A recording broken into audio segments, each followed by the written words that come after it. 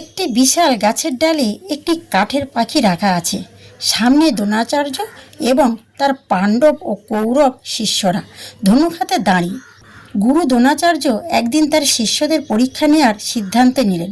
তিনি একটি গাছের উঁচুতে একটি কাঠের পাখি রাখলেন এবং সবাইকে বললেন পাখির চোখে লক্ষ্যভেদ করতে। প্রথম এলেন যুধিষ্ঠির। গুরু তাকে জিজ্ঞেস করলেন, বলো তো বস্ত্র, তুমি কি দেখতে পাচ্ছ? যুধিষ্ঠির উত্তর দিলেন, গুরুদেব, আমি আপনাকে, গাছটিকে, আকাশ এবং পাখি দেখতে পাচ্ছি।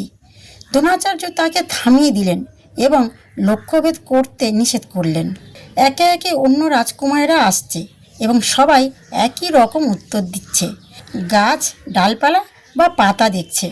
এরপর একে একে দুর্যোধন ও অন্যান্য রাজকুমাররা এলেন। কেউ বললেন তিনি ফলের বাগান দেখছেন, কেউ বললেন তিনি মেঘ দেখছেন। দ্রোণাচার্য কাউকে তীর ছাড়ার অনুমতি দিলেন না। শেষে এলেন অর্জুন। দ্রোণাচার্য একই প্রশ্ন করলেন।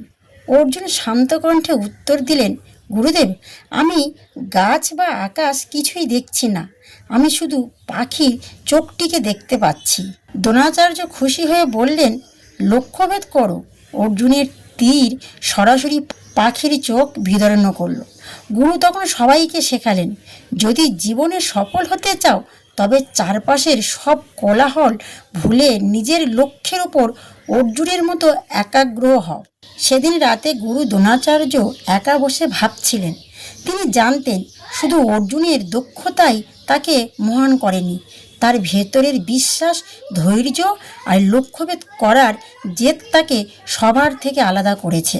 ঠিক তখনই অর্জুন এসে গুরুদেবের পায়ে প্রণাম করে বলল, গুরুদেব, আজ আমি লক্ষ্যভেদ করতে পেরেছি আপনার আশীর্বাদে। দ্রোণাচার্য মৃদু হেসে বললেন, না অর্জুন, আমি শুধু পথ দেখিয়েছি, কিন্তু পথের দিকে চোখ রেখে চলার শক্তি তুমি নিজেই তৈরি করেছ। তারপর গুরু ধীরে ধীরে বললেন, মনে রেখো, জীবনে অনেক গাছ থাকবে, অনেক শব্দ থাকবে, অনেক বিভ্রান্তি থাকবে, কিন্তু সফল হতে হলে তোমাকে শুধু লক্ষ্য দেখতে হবে।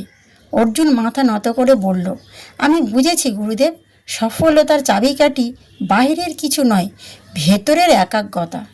তাহলে বন্ধুরা, গুরুদেব আমাদের এটাই বোঝালেন, জীবনের সফল হতে চাইলে সব কিছু ভুলে শুধু নিজের লক্ষ্যকে স্পষ্ট করে দেখো। বিভ্রান্তি যতই আসুক, মন যেন লক্ষ্য থেকে না সরে, তখনই তুমি নিজের জীবনের লক্ষ্যভেদ অর্জুন হয়ে উঠতে পারবে।